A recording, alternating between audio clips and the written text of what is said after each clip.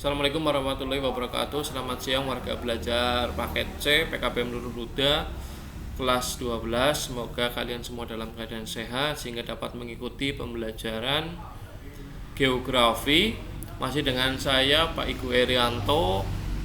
Pada pertemuan kali ini akan saya sampaikan materi pertama pada kelas 12 mata pelajaran geografi, yaitu tentang perencanaan wilayah.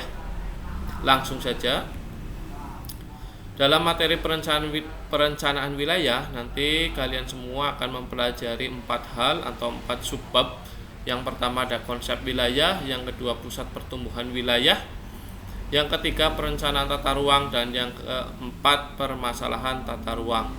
Pada pertemuan kali ini saya akan membahas tentang konsep wilayah terlebih dahulu. Ya, silakan diperhatikan bahwasanya yang pertama kita pelajari yaitu pengertian wilayah. Dalam bahasa Inggris disebut region.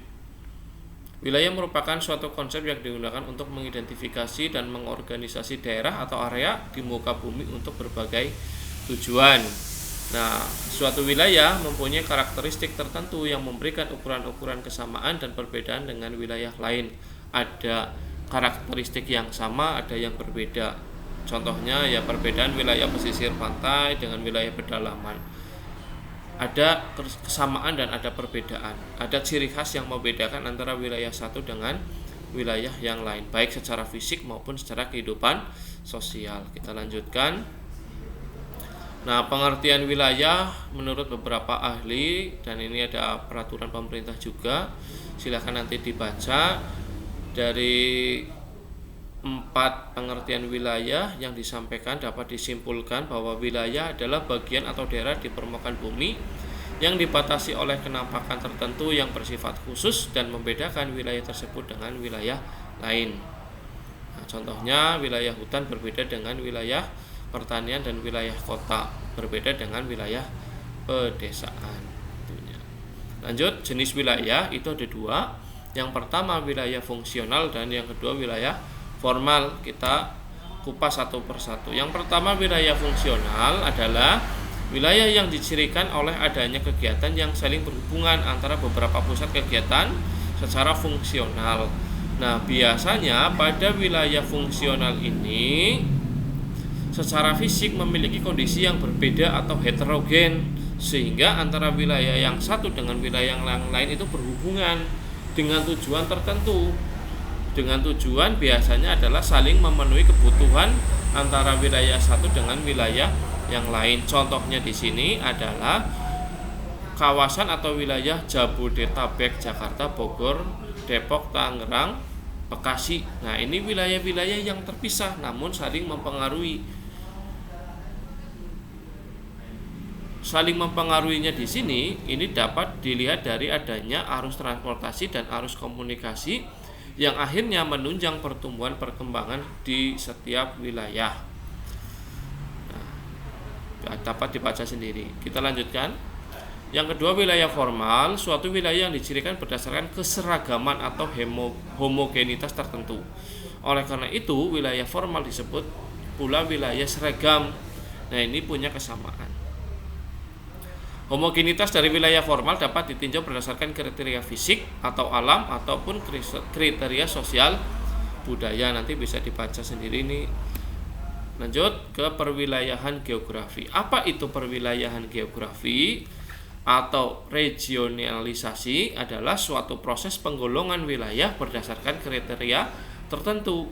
Nah, prosesnya itu didasarkan sesuai dengan kriteria. Nah, nanti klasifikasi atau penggolongannya dapat dilakukan secara formal atau dapat juga dilakukan secara fungsional berdasarkan jenis wilayah yang tadi sudah kita pelajari. Nah, kita lanjutkan. Tujuan perwilayahan. Perwilayahan dibuat dengan tujuan yang pertama memudahkan koordinasi berbagai program pembangunan pada setiap daerah, mensosialisasikan berbagai program pembangunan untuk memeratakan pembangunan di setiap atau di semua wilayah. Secara garis besar, perwilayahan dilakukan dengan 2 cara, regional classification dan regional generalization. Klasifikasi wilayah ini dapat dibedakan menjadi yang pertama resource frontier region, dapat dibaca sendiri nanti pengertiannya, depressed region and atau daerah tertekan, special problem region, core region, dan development axis. Ada 5 jenis.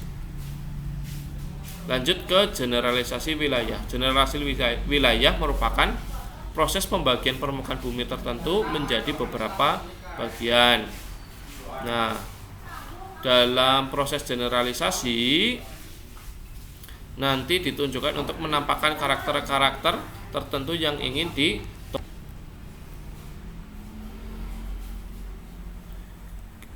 kita lanjut.